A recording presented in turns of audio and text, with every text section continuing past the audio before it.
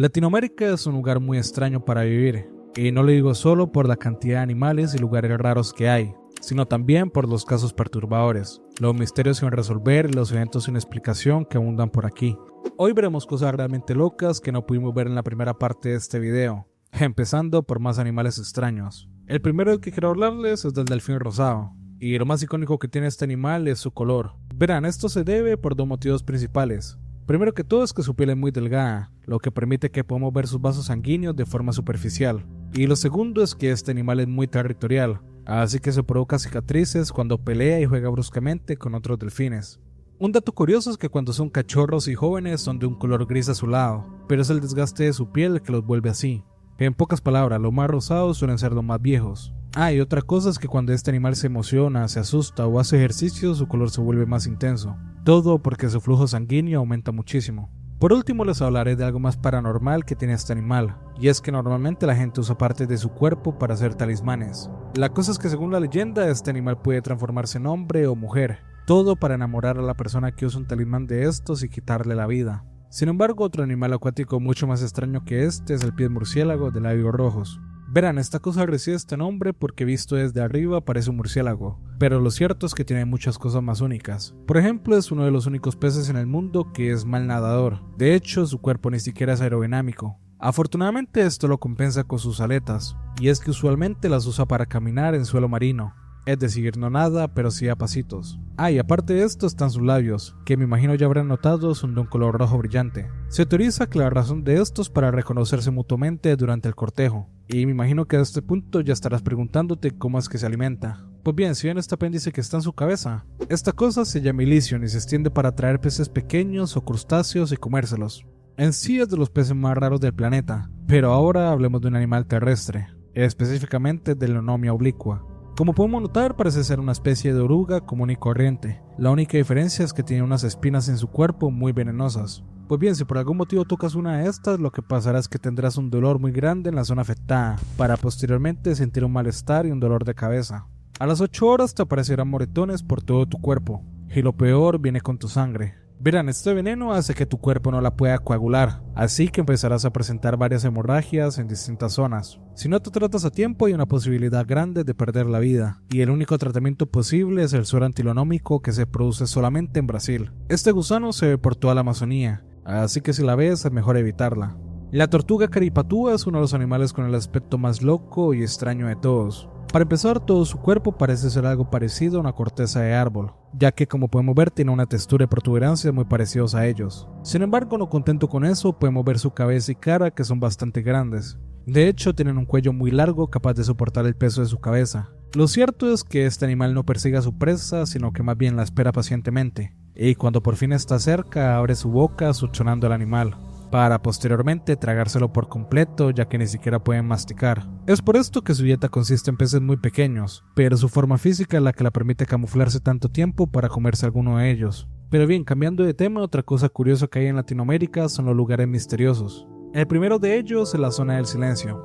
Como podemos ver, esta es una región desértica del bolsón de Mapimí en México. La cosa con este sitio es que según se cuenta tiene varios fenómenos inexplicables o misteriosos. Para empezar está la extraña tendencia de que muchos aparatos electrónicos fallen o directamente dejen de servir, y como ejemplo les voy a dar el caso más conocido, que es el de Francisco Saravia, un piloto mexicano que perdió total comunicación en 1930, todo mientras sobrevolaba esta zona, lo que inevitablemente provoca que Francisco tenga un aterrizaje forzoso sobre esta área.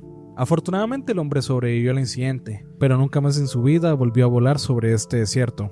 Otra cosa interesante con este lugar pasó el 11 de julio de 1970, y es que una base militar estadounidense cerca de Green River en Utah lanzó un misil. Se supone que el proyectil iba a estallar en el campo de misiles White Sands en Nuevo México, pero extrañamente terminó desviándose más de 600 kilómetros, impactándose en razón aparente en la zona del silencio.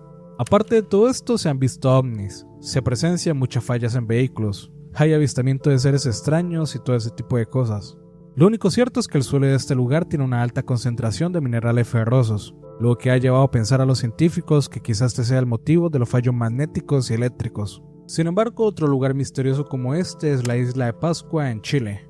Verán, esta es una isla sumamente remota en el Pacífico, y la cosa con ella es que guarda muchos misterios sin resolver. Para empezar está el enigma de cómo llegaron los primeros pobladores a este lugar, y es que para que te des una idea, el punto más cercano está a 3.700 kilómetros de distancia, por lo que las primeras personas que llegaron aquí tuvieron que hacerlo navegando sin mapas ni brújulas. Otra cosa curiosa son los moais, estructuras hechas de toba volcánica que están puestos en muchos lados de la isla, pero entre todos hay algunos que destacan, como por ejemplo el Tetocanga, un gigante que mide 21 metros y pesa 270 toneladas.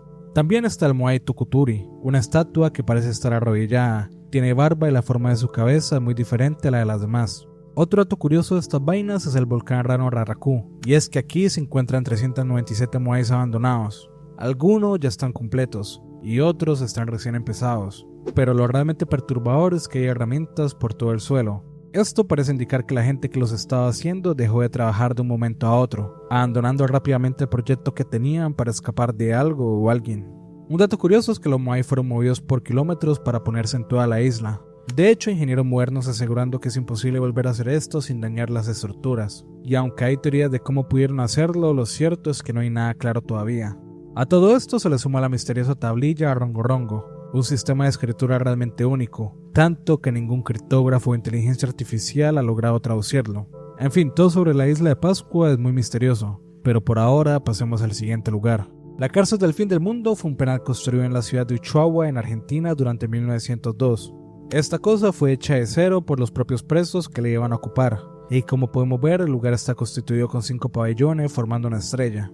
La cosa con este lugar es que no entraban criminales cualquiera.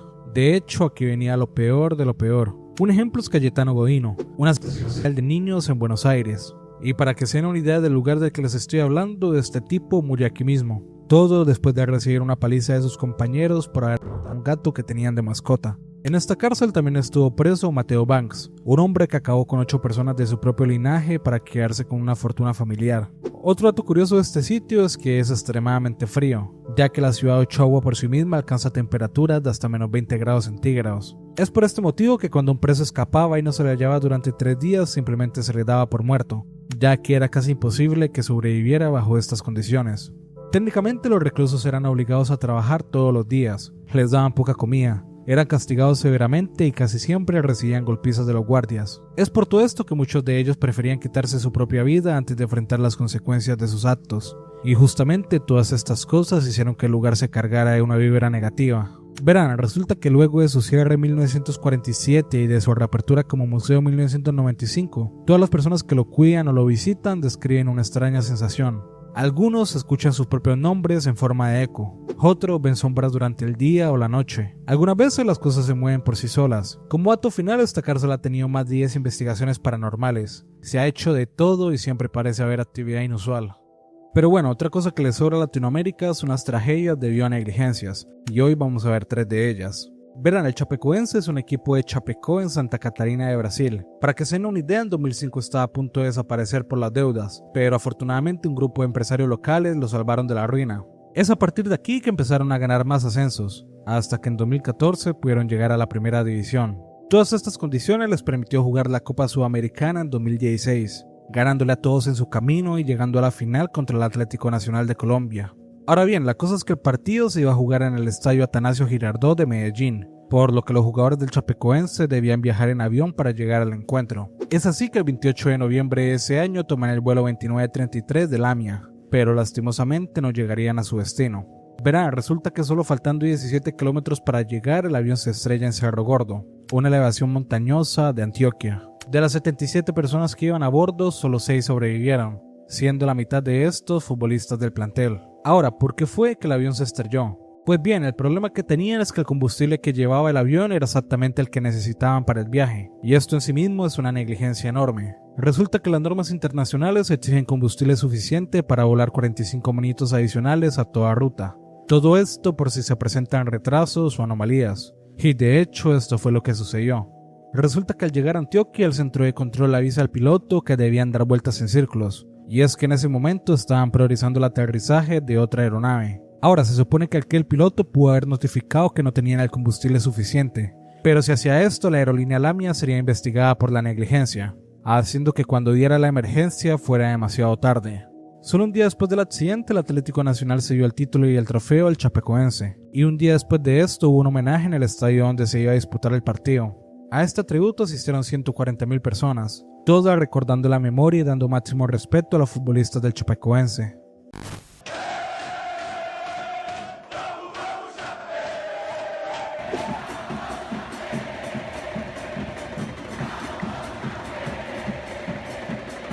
Por otra parte, si nos trasladamos a México, nos encontramos la tragedia de la guardería ABC. Verán, resulta que las estancias infantiles subcontratadas eran un modelo de negocio por todo este país, y es que el gobierno contrataba a personas comunes para cuidar a los hijos de los trabajadores. La guardería ABC era una de estas estancias infantiles, ubicada en Hermosillo, Sonora. Ahora, para que se den una idea de lo mal planificado que estaba todo, el edificio de la guardería compartía una pared común con una bodega de archivos, en la cual se almacenaban toneladas de documentos de papel, placas vehiculares de metal y pintura altamente inflamable. Es bajo estas condiciones que el 5 de junio de 2009 todo colapsó. Resulta que el sistema de aire acondicionado de la bodega sufrió un cortocircuito y se sobrecalentó, iniciando un fuerte incendio entre los papeles y la pintura, por lo que el fuego creció rápidamente y traspasó el techo hacia la guardería. Ahora bien, resulta que en ese momento dormían la siesta más de 170 bebés y niños pequeños, por lo que obviamente todo saldría terriblemente mal. Para empezar, el techo estaba cubierto con placas de polietileno para aislar el calor, y es por esto que cuando el material entró en contacto con el fuego se derritió de inmediato. Junto a esto se había provocado un humo negro altamente asfixiante cargado de cianuro. Por si esto fuera poco, resulta que el lugar carecía de sistemas de seguridad básicos. La única puerta de emergencia que tenían estaba cerrada con candado y bloqueada con muebles. Los detectores de humo no tenían baterías, y las pocas ventanas que tenían para huir estaban tan altas que nadie podía escapar de ahí. Sin embargo, un ciudadano que pasaba por ahí usó su camioneta para chocar intencionalmente contra los muros, logrando abrir boquetes por donde los bomberos pudieron rescatar a decenas de niños. Horas después del incidente, la noticia conmocionó por completo a todo el planeta. Lastimosamente, el saldo final fue devastador. 47 niños y niñas fallecieron por asfixia y quemaduras graves. Sin duda, esta es de las peores tragedias de todo México. Pero por ahora, pasemos a la siguiente. Brasil sufrió uno de los peores incidentes relacionados a radioactividad de toda la historia.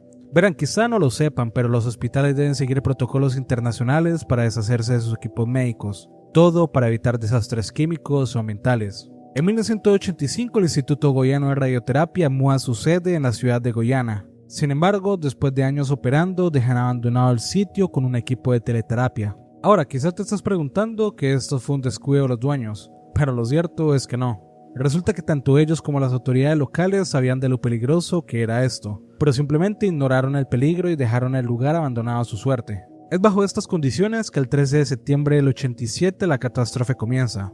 Dos chatarreros locales entran al hospital abandonado buscando metales para vender. Obviamente los chatarreros piensan que esta podría valer mucho dinero, y es por eso que se la llevan a su casa para desmantelarla. Una vez que llegan empiezan a golpearla con martillos, y en algún punto logran romper una cápsula de plomo que tenía un brillo azul dentro, haciendo que ambos hombres se interesaran en él. Es por este motivo que llevan la cápsula a otro chatarrero local llamado Devair Ferreira, quien llevó el material a su hogar y comenzó a invitar a sus amigos, familiares y vecinos para que vieran el polvo mágico. Obviamente la gente comenzó a frotarse este polvo directamente en la piel, que incluso varios niños llegaron a comérselo sin querer. Pues bien, resulta que después de unas horas los hospitales locales se llenaron de personas que presentaban náuseas, vómitos y diarrea. Al principio los médicos pensaron que todo era por una intoxicación alimentaria. Sin embargo, la esposa del chatarrero sospecha del polvo y lleva la cápsula en una bolsa de plástico al hospital, donde las autoridades miden la radiación y se dan cuenta de todo. Verán, resulta que ese polvo mágico era realmente cesio-137, un isótopo altamente radioactivo. Para que se den una idea, este solamente se puede producir con fisión nuclear, y el puro contacto directo con él puede llegar a causar la muerte. Obviamente esta noticia provoca que se desate una alerta internacional de emergencia, pero lastimosamente ya era demasiado tarde. Resulta que 4 personas fallecieron en las primeras semanas, y más de 240 resultaron gravemente contaminadas. Sin duda este es de los incidentes más bizarros que he investigado en toda mi vida. Pero bueno, otra cosa misteriosa de Latinoamérica es el caso de Juan Baigorri. Verán, controlar el clima ha sido el sueño de muchos científicos durante lo largo de la historia, y es que tener la capacidad de que llueva a voluntad podría ser un beneficio bastante grande para todos. Ahora, ¿qué pasa si les digo que ya hubo alguien capaz de hacer esto? Y no solo eso, sino que aparte lo hizo hace más de 80 años. Juan Baigorri fue un ingeniero uruguayo criado en Argentina que se especializó en geofísica. Este tipo construía sus propios inventos para detectar minerales, y es así que en 1926 va a probar una nueva creación suya dentro de una cueva. Sin embargo, rápidamente se da cuenta que cada vez que conecta el mecanismo se producen lluvias ligeras. Y según la explicación que dio, esto era por la congestión electromagnética que su invento provocaba en la atmósfera. ¿Qué? Como podemos ver, la máquina que usaba era una especie de caja similar a un televisor de 14 pulgadas. Tenía una batería eléctrica dentro y 2 antenas de polos opuestos. Una vez terminada la mejora, Juan decidió ir a Santiago del Estero para darse a conocer y provocar una lluvia. Y es así que el 22 de diciembre viaja hasta este sitio para hacerla. Una vez aquí, conecta la máquina durante 55 horas seguidas. Y lo loco es que después de este tiempo hubo una lluvia intensa de 60 milímetros durante 2 horas. Para que se den una idea de lo fuerte que es esto, esa misma lluvia podría inundar varias zonas de cualquier ciudad, incluso hoy en día. Después de esto, Juan regresa a Buenos Aires y es recibido como un héroe, al punto de que los periódicos lo llamaban como el mago de Villaluro. La cosa llegó a tal punto que incluso un ingeniero estadounidense ofreció comprarle la patente, pero Juan se negó diciendo que quería que su invento beneficiara a la Argentina. Después de varias semanas, el director de meteorología argentino Alfredo Galmarini calificó al invento de un fraude. Y ante esto, Juan le predijo que haría llover el 31 de diciembre de 1938. Sin embargo, mucha gente de la ciudad se reunió fuera de la casa de Juan para implorarle que no dañara el año nuevo, a lo que obviamente el inventor cedió, diciéndoles que cambiaría la fecha de la lluvia para el 2 de enero de 1939. Y coincidencialmente, ese día a las 5 de la mañana volvió a llover sobre todo Buenos Aires. Es de esta manera que el hombre fue yendo a otras partes de toda Argentina y hacía llover. Posteriormente se supo de su propia boca que destruyó la máquina y los planos que había creado, haciendo que el secreto de su invento se perdiera para siempre. El Día de la Meteorología se celebra el 23 de marzo, e irónicamente Juan falleció un día después de la celebración, en el 24 de marzo del 72. Su cuerpo fue enterrado en el cementerio de Flores, y lo más loco del caso es que mientras el mundo se despedía de Juan, volvió a llover. Pero bueno, ahora me gustaría hablar de otros misterios inexplicables que tiene Latinoamérica, como por ejemplo las esferas de piedra del Diquis en Costa Rica. Verán, estas son unas rocas descubiertas sin querer en el año 1939. El problema con estas cosas es que aunque no parezca, tienen muchos misterios. Para empezar, no se sabe exactamente cómo fue que se crearon, y es que el número que hay es demasiado grande. Según estimaciones, hay más de 400 de ellas, y la mayoría tienen una simetría casi perfecta. Tampoco se conoce por qué motivo las crearon, no se sabe qué herramientas usaron. Sin embargo, lo que sí se sabe es que están hechas de gabro y grano de orita. Pero el problema con esto es que estas son rocas ígneas sumamente duras, y por si fuera poco, el yacimiento natural más cercano está a 50 kilómetros de la ubicación de las piedras, así que tampoco se sabe muy bien cómo fue que las personas que las crearon pudieron moverlas tan lejos. Lo bueno es que se estima que fueron hechas entre los años 300 y 1500 después de Cristo. Lo malo es que no hay ningún registro que nos pueda ayudar a comprender su intención. Estas vainas están tan bien hechas que la UNESCO las considera patrimonio de la humanidad, e incluso hoy en día es difícil replicar esa perfección a mano, aún con herramientas modernas. Pero bueno, otro misterio todavía más loco que este es el de Joaquín Velázquez, un niño que se hizo muy conocido en 1938 por ser capaz de mover objetos con la mente. Verán, todo comienza en mayo de este año, cuando un reportero llamado Miguel Gil y su fotógrafo conocen la historia de este niño. Es por esto que van a la casa de Joaquín para entrevistarlo, y en algún punto le piden varias demostraciones para corroborar lo que dice. Es así que el niño logra mover una mesa sin tocarla, después una silla, y ya cuando ambos hombres iban saliendo de la casa convencidos de la historia, el sombrero de uno de ellos se cae hacia los pies de Joaquín, dejando en claro que no había sido ningún truco o coincidencia. Es así que al día siguiente el periódico La Prensa publica el caso junto a la experiencia de ambos hombres, haciendo que se volviera muy popular. Obviamente esto hace que mucha gente visite la casa del niño pidiéndole cosas distintas, y en algún momento los doctores de la Cadena Nacional de Medicina hacen un comité para discutir esta anomalía, y es que la gran mayoría de ellos dudaba del fenómeno o los poderes que tenía Joaquín. Es por este motivo que los dos entrevistadores del principio vuelven a la casa del niño junto a varios testigos, todo para hacer una prueba final y demostrar que el niño realmente sí era especial. Es por este motivo que le pintan ambas manos a Joaquín con tinta negra, para posteriormente pedirle que hiciera levitar una mesa. El plan era simple: si Joaquín usaba las manos para hacer levitar la tabla, entonces se vería la mancha de tinta en algún lado. Pues bien, resulta que Joaquín logró hacer levitar un costado de la mesa por unos segundos, quedando registrado el momento exacto en fotografía. Lo cierto es que nunca se supo realmente si Joaquín tenía o no estos poderes inusuales, pero nunca nadie pudo desacreditarlos de alguna forma. Ahora, si hablamos de misterios inexplicables, no podía faltar una desaparición. Verán, el 31 de noviembre del 65, la promoción 31 de la Escuela de Aviación Militar Argentina partió en un viaje de instrucción final. La ruta final era llegar a Estados Unidos, y por ende todos los cadetes de la promoción estaban repartidos en 2 aviones Douglas DC-4. Los aviones en sí eran el T-43 y el TC-48.